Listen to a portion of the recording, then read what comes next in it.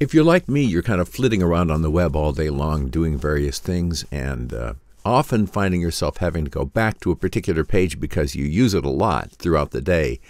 In my own case, that tends to be my gigs page, and the reason is because when I get requests for quotes, I have to go back and remind myself how much I charge on different gigs depending on what it is that they're asking me to do.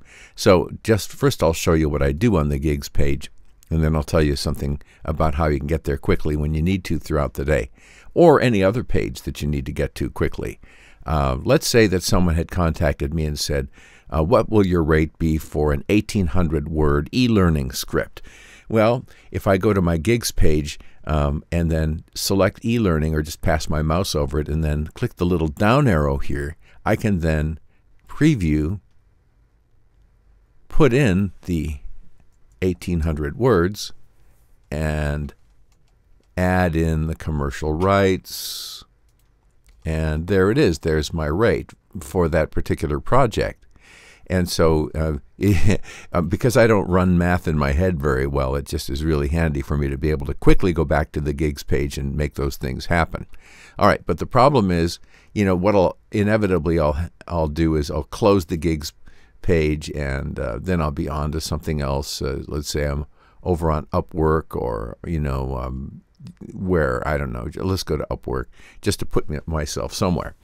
And then I say, okay, now I'm getting a request for a quote again. What should I do? Well, I need to go back. In this case, I do have a little shortcut up here. You see, these are all my Fiverr ones. This is analytics, buyer request. C, I have to remember. Contacts, I think. Earnings.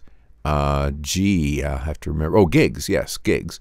And then O is orders, and P is for promoted gigs.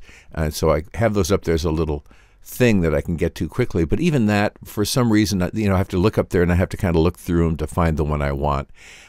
So I like to have something that's really, really fast that will get me where I need to go. All right, so with that in mind, what I've discovered is that, let me go back to my gigs page here.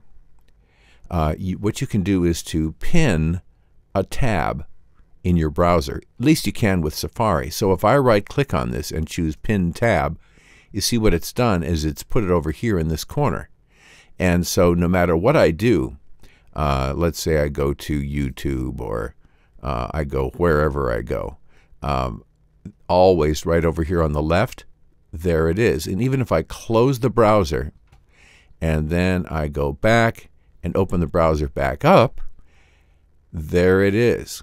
Gigs is pinned for me, so I can quickly get back there anytime during the course of the day and make those quotes happen easily for myself without having to strain my brain trying to do math. This is Dane Scott with a Quickie Studio Take today. Hope it's helpful for you.